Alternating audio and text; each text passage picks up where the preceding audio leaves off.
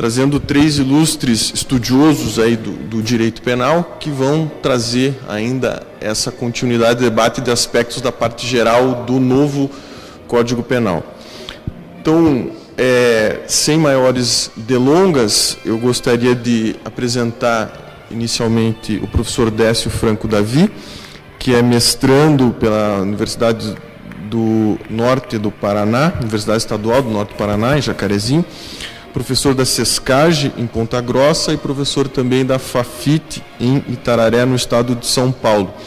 E ele vai falar para a gente sobre o tema do princípio da ofensividade e como ficaria a positivação do princípio da ofensividade nesse anteprojeto do Código Penal. Professor Décio, obrigado. Obrigado, professor Francisco. Primeiramente, boa noite a todos. Gostaria de agradecer inicialmente o convite que foi realizado pelo professor Paulo Busato. Eu, como pesquisador também do nosso grupo Modernas Tendências e Sistema Criminal, já tive outra oportunidade de participar em eventos organizados pela própria FAI. É sempre um prazer imenso para nós estarmos aqui conversando sobre algum tema polêmico e problemático do direito penal, como, por exemplo, é o princípio da ofensividade que será tratado hoje.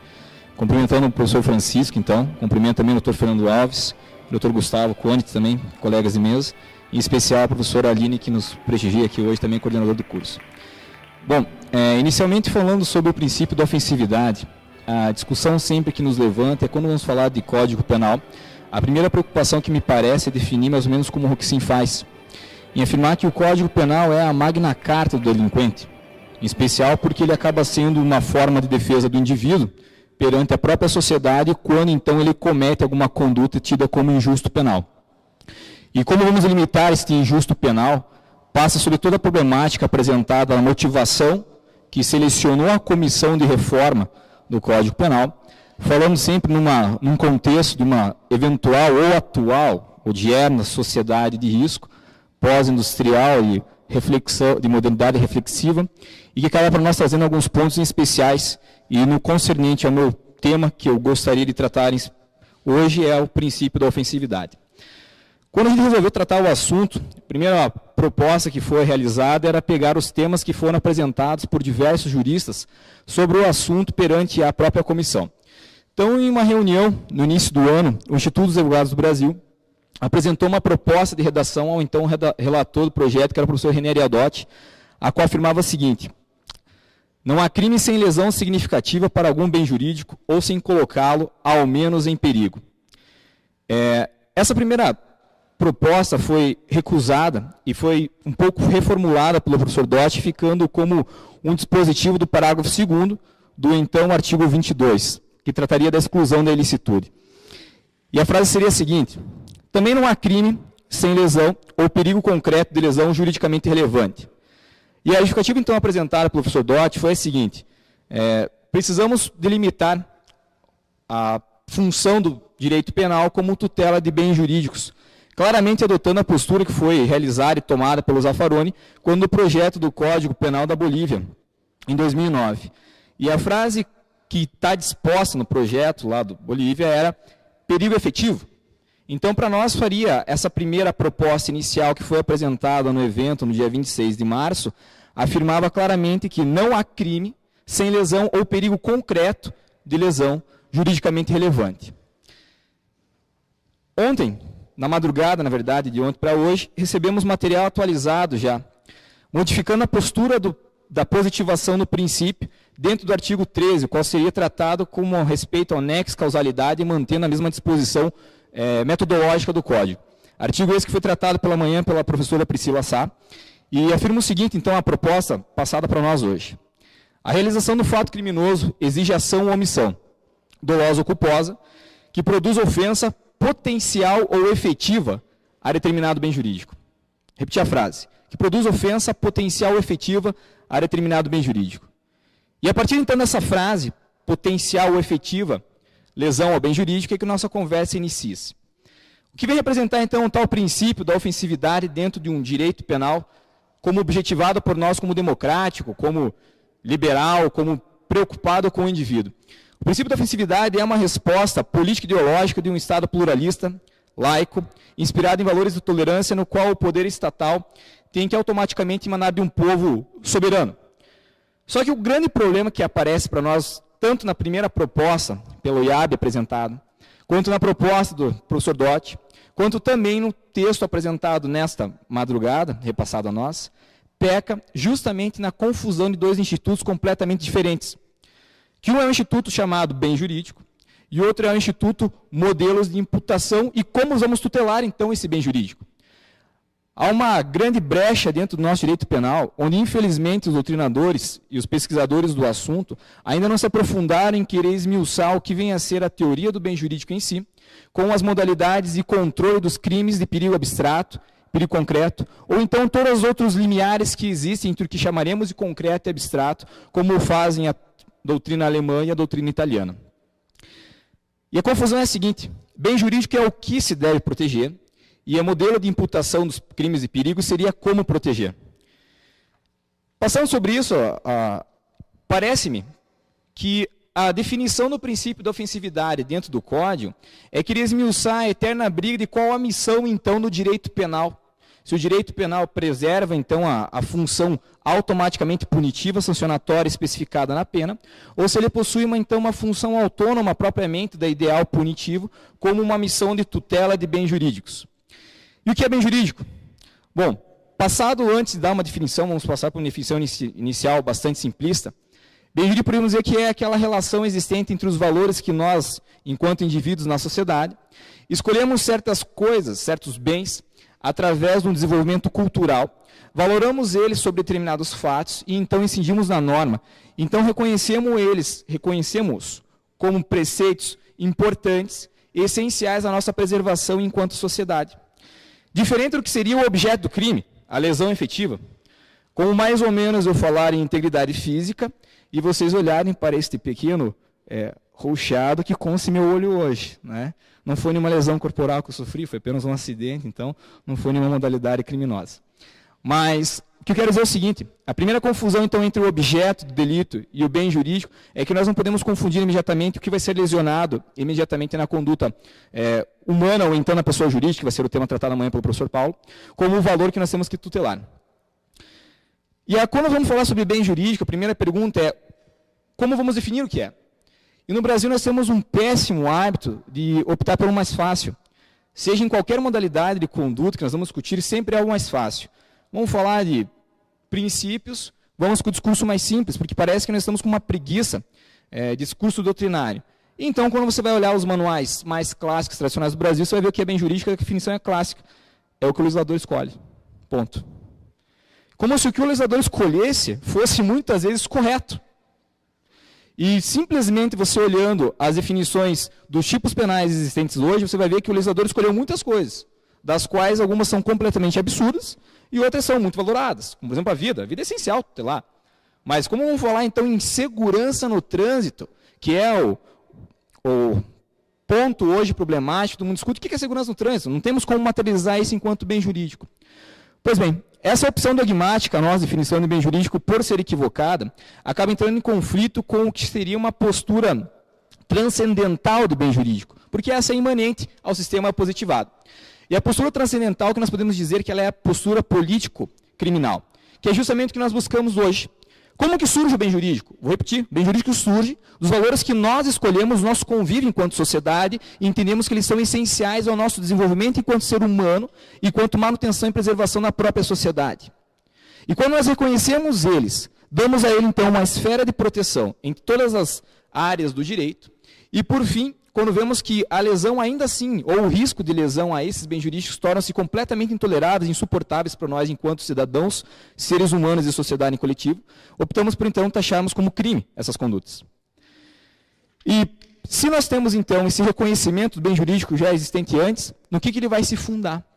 A partir do conceito, passamos então ao que deveríamos discutir propriamente, onde escolher e selecionar esses próprios bens jurídicos. No Brasil, alguns doutrinadores já chegaram a discutir esse tema. O professor Juarez Tavares, no seu manual de injusto, acaba discutindo, passando sobre isso. Até ele acabou republicando o mesmo capítulo para uma editora argentina também, tratou como teoria do bem jurídico, da mesma forma. O professor Luiz Regis Prado também o fez. O professor Paulo Busato também, no seu livro de introdução, acaba fazendo isso num capítulo especial. O professor Nilo Batista, o próprio professor Juarez Cirino ainda repete a frase dele que nós necessitamos ainda desse conceito de bem jurídico. e de alguns professores mais com pensamentos atuais, como a professora Helena Lobo, a Geniana Conceição Pascoal e também o professor Pier Paolo Bottini, os três da USP, acabam trazendo para nós, então, um conceito mais político, criminal, de bem jurídico, questionando isso, mas ainda me parece que nós ainda estamos muito crus nesse aspecto. Passando, então, nessa ideia, é que eu não gosto de afirmar que nós dependamos do legislador. Mas, se vocês forem pegar todos os livros que falam sobre introdução, salvo engano, o Franco Montoro, ele ainda afirma que nós gostamos muito dessa ideia de direito positivado. E por isso que nós gostamos de ficar nessa dependência total do nosso legislador para que ele nos dê os limites de tudo que nós vamos fazer. Porque a frase é fácil, né? Inclusive para os magistrados, se está na lei, acabou. Parece que até o discurso depois do professor Fernando sobre princípio da insignificância é aquela discussão eterna, né? Se precisava estar o princípio positivado ou não. E por isso está, então, legislado, eu afirmo para vocês desde já, eu não quero que o que vai ser taxado como crime, pensando que o Código Penal é a magna carta do delinquente, que nós podemos, saindo na rua aqui, atropelar sem querer uma pessoa no sinal e sermos taxados, então, de delinquentes, principalmente se estivermos dirigindo uma Ferrari ou então um Mercedes, se tivermos um sobrenome Batista, e sermos então taxados como delinquentes automaticamente pela mídia. Eu não gostaria dessa forma que fosse um legislador que está mais preocupado em jogo do meu Atlético, ou do Corinthians, ou outro time, ou que está mais preocupado, então, com fazer frente religiosa dentro do nosso parlamento, um absurdo. Mas, enfim, passando por essa ideia própria do que viria a ser esse conceito dogmático nosso, vinculado propriamente ao direito penal enquanto bem jurídico escolhido pelo legislador, a gente acaba enfrentando o seguinte problema. O bem jurídico surgiu para restringir a atuação do Estado. Vamos limitar aonde vai ser a conduta selecionada propriamente taxada como crime. Só que hoje o nosso discurso inverteu. Como é mais fácil deixarmos na mão do legislador ele escolher aquilo que é interessante para a mídia responder como crime, ele acaba selecionando não o que deveria ser o mínimo do direito penal, mas criando um direito penal máximo, um modelo expansionista, um modelo que vai abarcar todas as condutas, e que daí chegaremos alguns autores a falar assim, bom, se formos pensar de ponto de vista processual penal, é preferível, então, abrangermos muito mais condutas na esfera penal, porque temos uma seara maior de garantias processuais do que uma esfera administrativa. O que, às vezes, acaba nos enganando, porque, quando estamos falando de direito penal, repito, estamos falando daquilo que é mais intolerável para o indivíduo. Mas, então, Décio, se você quer discutir o bem jurídico de acordo com o modelo político-criminal, aonde que você vai achar isso dentro da teoria do bem jurídico? Precisamos achar um lugar onde me diga o que é bem jurídico, onde eu vou encontrar a limitação para ele. E essa limitação pode ser traçada por alguns autores, foi traçada, com ideais nos preceitos kantianos, da mistura da forma de sensibilidade com a forma de entendimento, chegando nos chamados conceitos puros, que Kant elenca, os 12 conceitos puros. Só que o problema de elencar isso aí é que, por mais que isso não seja muito claro para nós, porque não temos uma doutrina aprofundada sobre o assunto, nos dá um pouco de medo de pensar que, criando, então, o bem jurídico, a postura kantiana, vamos querer também fazer sanções com a postura kantiana. Então, a punição pela punição, baseado no mesmo modelo que o Hegel traz para nós.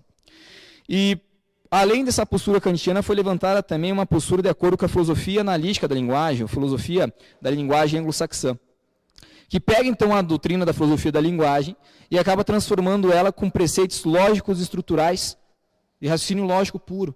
O que para nós também não pode, porque senão me parece que vamos ficar naquela estrutura básica de subsunção da norma ao fato, e isso me parece que já é um pouco retrógrado para nós hoje, discutindo então política criminal no aspecto de casuística e não no aspecto geral. E também o Kinghauser, que é o doutrinador alemão que vai discutir isso aí, ele, além dele não houve um aprofundamento maior sobre o assunto, quem traz isso para nós até é o próprio Luiz Greco, então fica difícil para a gente tecer críticas maiores a isso. E então, optando pela própria ideia que a grande maioria, ou o nosso entendimento majoritário acabou optando, que é a limitação constitucional de seleção de bens jurídicos. E dessa limitação constitucional pode ser tanto de forma negativa quanto de forma positiva. A professora Geniana Conceição Pascoal apresenta de forma bastante clara no material dela, afirmando que a limitação negativa seria quando o Estado pode tipificar condutas, todas que assim entender, a valores que não tenham sido reconhecidos pela Constituição, mas que essa imputação, então, essa seleção de bens jurídicos penais, esteja restringida aos valores tipificados ou apresentados na Constituição como essenciais à sociedade. O problema é que se essa limitação for negativa, o filtro não será feito pelo bem jurídico, mas pelos valores constitucionais. E nem todos os valores constitucionais trazidos para nós na Carta Magna podem ser taxados como fundamentalmente constitucionais e importantes à própria sociedade, como o próprio previsão do Colégio Dom Pedro II, como sendo na esfera constitucional, isso aí que é um absurdo, né? Uma norma formalmente constitucional, mas sem conteúdo nenhum. Então teríamos uma primeira limitação já complicada. Já na limitação positiva, a gente encontraria dois preceitos. Um direito penal que seria um espelho da previsão constitucional, mas como assim um espelho? Olha, vou refletir só os valores que estão previstos do primeiro artigo ao último da Constituição, e se eu assim entender ele fundamental, eu posso tipificá-lo. Só que daí chegaríamos a alguns problemas, como a própria criminalização de quem vai lá e se levanta e diga assim, não, eu não quero que o Colégio Dom Pedro II seja da esfera federal, e isso vai ser crime, então, pela teoria do espelho. Então, alguns doutrinadores se levantaram falando que esse espelho não pode ser de forma absoluta, mas sim de forma relativizada, parcial. Aí eu não consigo identificar uma diferença substancial entre a teoria negativa e a teoria positiva do espelho. E, por outro lado, também existe a teoria positiva dos direitos fundamentais, que afirmam que só vai ser possível tutela penal com aquilo que nós identificarmos como, como valores fundamentais ou direitos fundamentais. E daí nós vamos esbarrar nas teorias de primeira, segunda e terceira dimensão e não geração, adotando o linguajar do Sarlet. E daí você pega o livro do Paulo Bonavides, você vai ver já falando em quarta e alguns doutrinadores em quinta geração, e daí parece haver uma briga gigantesca na doutrina, e falarmos em sexta, sétima, oitava, nona, talvez 13ª geração, não sei. Então fica complicado, porque daí também estaria o leque sendo aberto cada vez mais, sem termos um fundamento específico do que viria a ser a resposta. Enfim, a postura maior adotada por boa parcela da doutrina acaba sendo a negativa. E dizer que sim, que podemos tutelar aqueles valores que nós escolhemos como bens jurídicos, e que nós entendamos que não lesionem os valores constitucionais, inclusive como os próprios direitos fundamentais em si. Bom, se essas doutrinas parecem tão idênticas, temos que passar um roteiro de 3 perguntas para então chegarmos ao que vai ser o bem jurídico. A primeira pergunta é, qual a importância do bem a ser selecionado perante o texto constitucional? Ele é fundamental? Como assim fundamental? A ausência de proteção dele vai pôr em risco a nossa sociedade e o próprio desenvolvimento do indivíduo? Se essa resposta for positiva, se a ausência de tutela penal pôr em risco, significa que nós temos uma primeira seleção inicial do bem jurídico. A segunda é, quem é esse indivíduo que vai ser tutelado por isso? E daí caímos então na eterna discussão entre 3 teorias de bem jurídico, sendo a teoria dualista, a teoria monista pessoal e a teoria monista estatal. Qual a diferença entre elas? O reconhecimento de bens jurídicos individuais e o reconhecimento de bens jurídicos coletivos. Para a teoria dualista, encabeçada pelo Tiedemann, pelo Schinemann, pelo Jorge Figueiredo Dias, em Portugal, acaba sendo claro que nós temos bens jurídicos que são de origem individual e bens jurídicos que são de origem coletiva. Enquanto que para a teoria monista, que é encabeçada pelo professor Hassmann, todos os bens jurídicos têm que essencialmente encontrar o indivíduo por trás da previsão, inclusive os coletivos e difusos. E já a estatal acaba sendo um livre-arbítrio próprio do Estado selecionar esses valores e acabar jogando contra nós mesmos, sociedade. E que acaba que nós não queremos que o Estado diga quais são os valores interessantes para nós. O Estado existe para servir o indivíduo, ponto final. A teoria contraturista nos fala isso já há algumas centenas de anos. E se ele serve o Estado para então, se o Estado serve para servir a nós indivíduos, tem que ser os nossos valores individuais primeiro contra eles e não os valores deles contra nós. É esse o preceito, talvez, porque nós não possamos aceitar o bem jurídico como valores plenamente dos direitos fundamentais. Porque a primeira geração, a primeira dimensão é aquela geração de negação da intervenção estatal na nossa esfera individual. E se era de negação, não tem como o Estado vir falar para mim, escuta, eu quero intervir aqui, e se o Código Penal é sua magna carta, eu estou lesionando o Estado por minha vontade. O Estado não pode fazer isso. Então essa discussão entre dualista, monista, seja pessoal ou estatal, acaba me parecendo superada pela adoção da teoria dualista, reconhecendo que os bens jurídicos coletivos existem há um certo tempo, como a própria administração pública, quando a gente vai falar da questão da corrupção, que está em enfoque hoje, porque se o sujeito recebe a sua verba para te apresentar um favorecimento, tanto em ato, no seu exercício de função, no seu expediente, quanto fora do expediente, o interesse público, que é essencial à sociedade, que o Estado se preserve neutro, vai ser lesionado. E isso vai dificultar a nossa própria preservação enquanto sociedade. Muito bem. Passamos então para frente com o seguinte questionamento. Se nós já discutimos o que vai ser o bem jurídico, quem é esse alguém que vai ser tutelado por esse bem jurídico, a terceira pergunta que nos apresenta o Luiz Greco é essa. O bem jurídico deve ser entendido como realidade fática ou como uma entidade meramente ideal? E aqui a resposta é muito simples. Tem que ser algo materializado. Essa é a postura apresentada pelo professor Juarez Tavares, é a postura apresentada por diversos trabalhos do professor Miguel Herrera Júnior, e é a postura que nós entendemos mais correta, porque quando você consegue materializar esse bem jurídico, você consegue afastar da ordem da tutela penal valores como, por exemplo, os crimes de cunho religioso. A ideia de você intervir dentro de um culto fúnebre, isso aí é um sentimento religioso, ele não tem necessidade de esfera penal.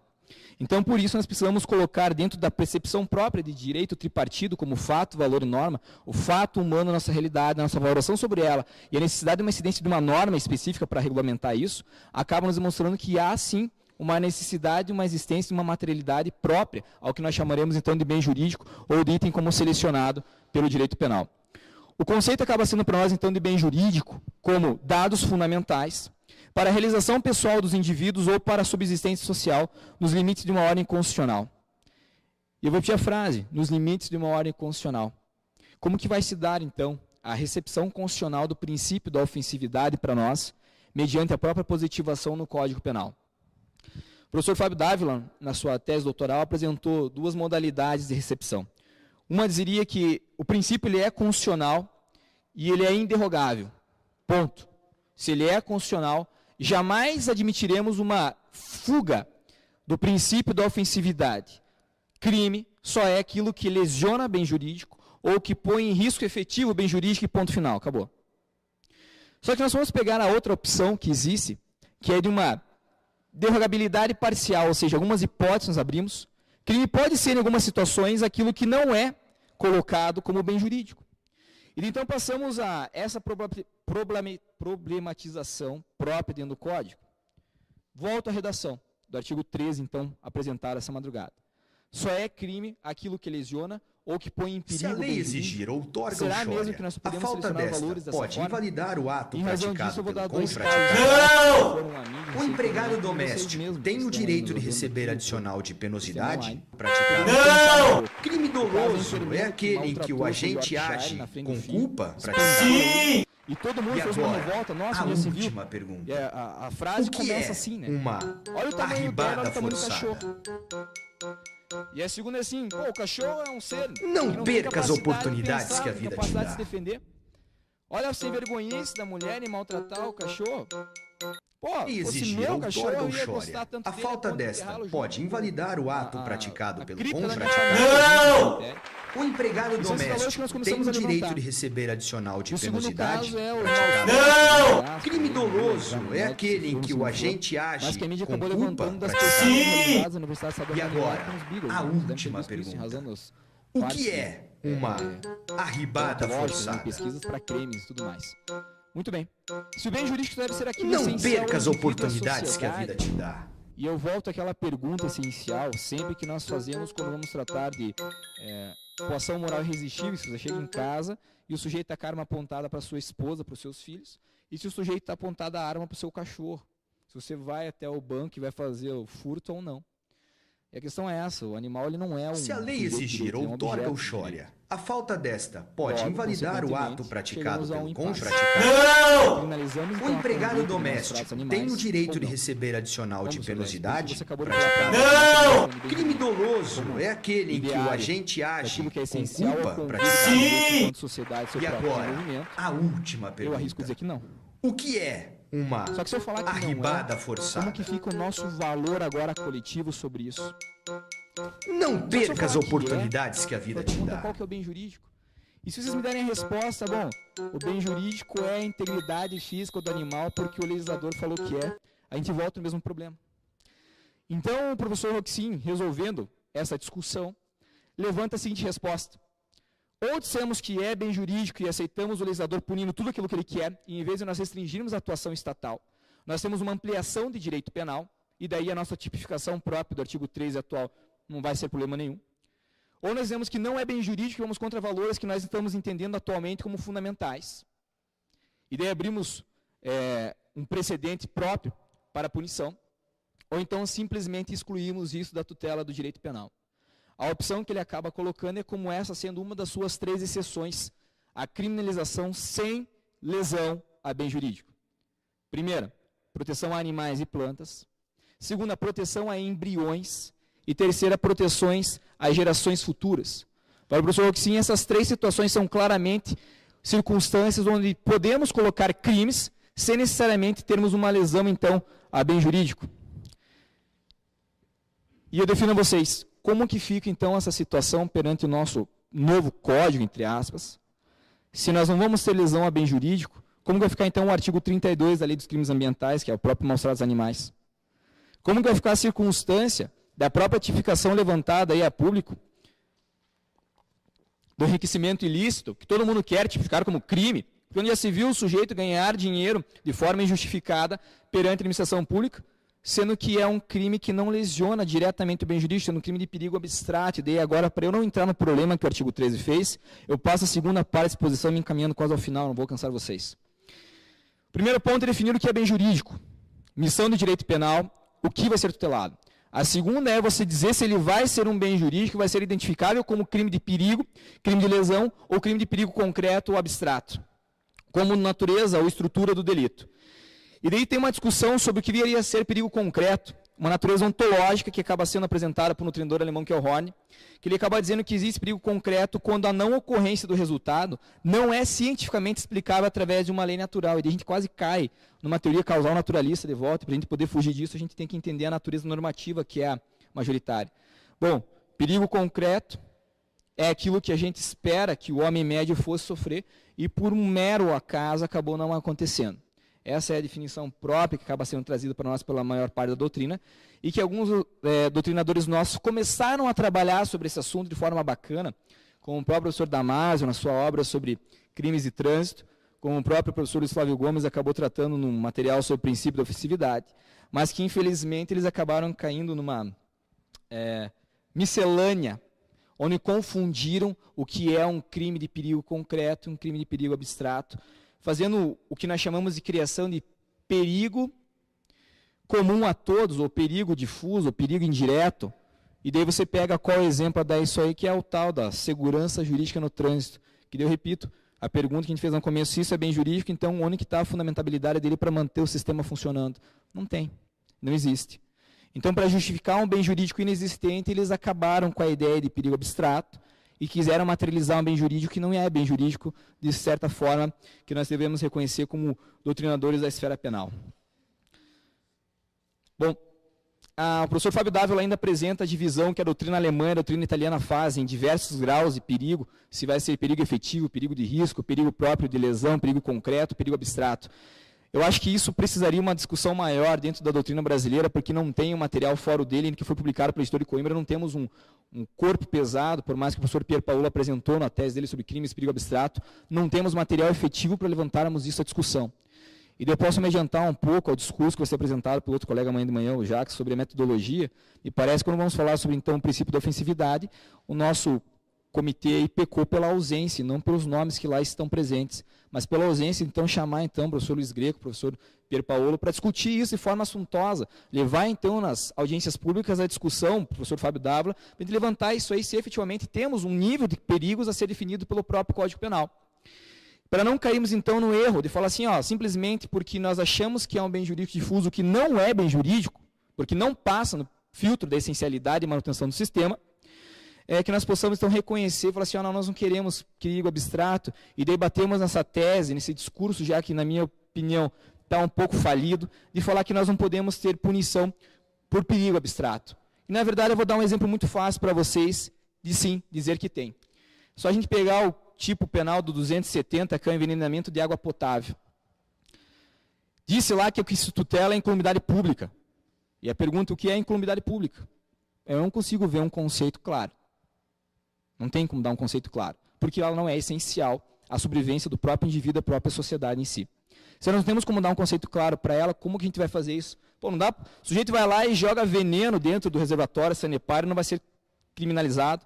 Não é fácil. Você afasta essa ideia de um bem jurídico falso, coletivo, transfere para a esfera individual e torna o crime como de perigo abstrato. Ponto. E acabou, então, o problema que o artigo 13 levantou para nós. E se acabou de forma clara, você pega todo o discurso que foi feito, então, na primeira proposta do IAB, na segunda seria do 22, parágrafo 3º, e agora pega esse final da redação do 13, amassa tudo e joga fora. Por que isso, Décio? Porque o princípio da ofensividade jamais deveria estar disposto, expresso, dentro da parte geral. Por ser princípio, por ser de cunho reconhecidamente constitucional de um Estado liberal, democrático, de direito, por ser um princípio ideológico de formação de um direito penal garantista, do direito penal mínimo, ele não tem que estar tipificado no Código. Ele é uma norma supralegal. Ele pode estar fora, seja numa carta de princípios, seja na exposição dos motivos, ou se for necessário, então, numa lei de introdução ao Código Penal. Lá sim, apresentando a missão do nosso direito penal brasileiro, vai ser tutelar o bem jurídico, mas não como lesão efetiva, dentro do próprio ordenamento jurídico penal do Código Penal. Já passando ao nosso encerramento, eu faço ainda a pergunta disso aí. O sujeito vai lá e joga, então, ontem, saímos da reunião do grupo, fui direto para o hotel e me caí a pergunta, assim, no caminho, voltando com o carro, perguntei assim, e se o sujeito não quer envenenar o pessoal através da água? Se ele tem um parente que faleceu e deixou como codicilo que ele quisesse ser lançado ao mar, e o sujeito, por uma inviabilidade financeira, resolve não cremar e simplesmente jogar o corpo dentro do reservatório sanipar, porque não tem dinheiro para ir à praia. Aí você fala assim para mim, não, isso aí não vai ser envenenamento, então vai ser poluição. Tá, mas vai ser poluição do quê? Volta ao mesmo problema, na comunidade pública. Não tem como responder isso. Então, automaticamente a gente fala, vamos tornar essa conduta então individualizada, e também não vai ter como fazer ocultação de cadáver, né? Razões óbvias, ele não tem o dolo para isso. Então, aí vai acabar sendo dessa forma, onde a gente acaba voltando a esse ponto. Temos que sim que recusar esses bens jurídicos falsos, para a gente poder assim aceitar o crime de perigo abstrato de uma forma tradicional e clara e simples. Além disso ainda, apresentando a conclusão nós, que não podemos confundir o meio das coisas como sendo um fim em si mesmo. Se nós temos o que tutelado, que é o bem jurídico, o como, que é se é por crime de perigo abstrato, concreto ou então de lesão, não pode ser um fim em si mesmo. Eu não posso confundir as duas coisas numa modalidade só. Eu não posso confundir um ideário, uma meta de sistema de direito penal, que é a tutela de bem jurídico. Eu não posso confundir isso com o modelo que vai ser de tutela. Porque se eu fizer isso, eu vou continuar correndo atrás do rabo, como está sendo feita a discussão doutrinária nossa e legislativa, e eu não quero terminar a nossa conversa dizendo que nós vamos ter que ficar correndo atrás do rabo. Por isso, eu aponto, então, 3 pontos cruciais. Primeiro, a redação que o IAB apresentou, não sendo a perfeita ainda, porque estaria no código, era melhor do que as que foram apresentadas. E, por melhor, eu digo claramente, porque ela nos dá a chance de tutelarmos, então, crimes onde eu identifico o bem jurídico, seja pela teoria propriamente dualista ou então pela monista pessoal, através de crimes de perigo abstrato, e eu consigo fazer isso. Se nós vamos fazer, então, a segunda apontamento aqui, a proposta apresentada pelo professor Dotti, é que colocá-lo como excludente da inturicidade ou ilicitude acaba misturando institutos diferenciáveis, como, por exemplo, a própria ofensividade dá para se confundir quase com o princípio de insignificância, colocá-lo na tipicidade e não na própria postura de conduta antijurídica, mas sim como própria definição de crime.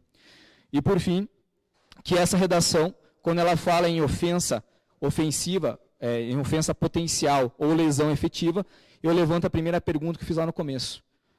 Quais serão os níveis de lesão que nós permitiremos pela lei penal?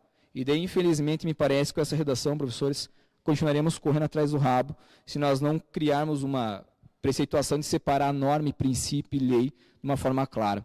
Espero tê-los cansado. Novamente agradeço a oportunidade. Estamos abertos a perguntas.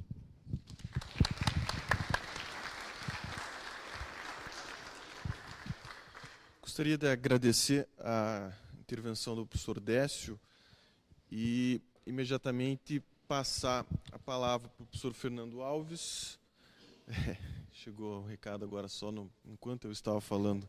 Então, agradecer a presença do professor Paulo, idealizador e tudo. Passando a palavra, né, para o professor Fernando Alves. Oi? Antes disso, eu já faço espaço para a pergunta. Então, tá, desculpa. Então, eu deixo desde logo a palavra aberta aí para as eventuais indagações, inclusive para o pessoal que está acompanhando aí a transmissão via online.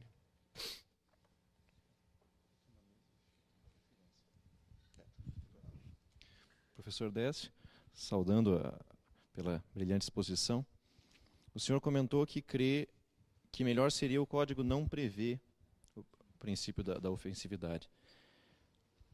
O senhor consegue imaginar, num exercício até de um pouco de adivinhação, mas de quais seriam as consequências exegéticas da introdução dessa previsão no Código? O senhor consegue imaginar, ainda que abstratamente, o que poderia decorrer dessa inclusão no Código, dessa redação proposta aqui no anteprojeto? Respondendo à pergunta do doutor Gustavo aqui, então, me parece que ela é bastante propícia, porque a frase que está lá no artigo 13, que é a proposta atual é: a realização do fato criminoso exige ação ou omissão dolosa ou culposa que produza ofensa potencial ou efetiva a determinado bem jurídico. Me parece que a colocação exegética de aplicação de norma, propriamente dito disso é que há uma preocupação inicial. Quem que tem a legitimação para especificar essa seleção da ofensividade? O tribunal alemão, quando fez a votação acerca do incesto, disse que o legislador não teria essa legitimidade, mas sim o próprio julgador, então, no controle de constitucionalidade. Me parece que a discussão nossa vai ser como vai ser o controle constitucional disso aí, doutor. Se nós vamos ter uma modalidade onde vai ficar ao próprio juiz, no seu livre caso, na hora de sentenciar, ou se na hora de definir a conduta, na hora da denúncia, se nós vamos abandonar toda essa ideia, então, de abstração de crimes, ou se vamos buscar a efetividade, que deu volta ao problema. Se a gente vai pensar num direito penal que não aceita crimes de perigo abstrato, qual que é a lógica de a gente ter, então, a punição de enriquecimento ilícito? Então, o discurso torna-se totalmente simbólico, o projeto acaba sendo totalmente vazio, e a nossa prática cotidiana do advogado, promotor e do juiz vai continuar sendo a mesma falácia que é hoje. Ou seja, nós vamos ter evolução dentro da aplicação do direito. Me parece que vai ser um mesmo aplicação, interpretação hermenêutica ou exegética, como seja o caso, meramente subsunção material e lógica que não dá mais para ser dessa forma, né? Me parece que a própria sociedade nossa hoje, com os riscos pós-modernos, não aceita mais esse tipo de conduta. E, para não me delongar, então, não, complemento se quiser, então, colocar potencial ou efetivo ou gradual, não sei, teria que comentar alguma coisa que abrisse a modalidade de abstração. Porque colocar só a concretez, a materialização efetiva de um risco, esse que é o perigo. Nós vamos deturpar todo um sistema que está sendo criado, que está sendo buscado e que não tem. A palavra continua aberta para eventuais indagações.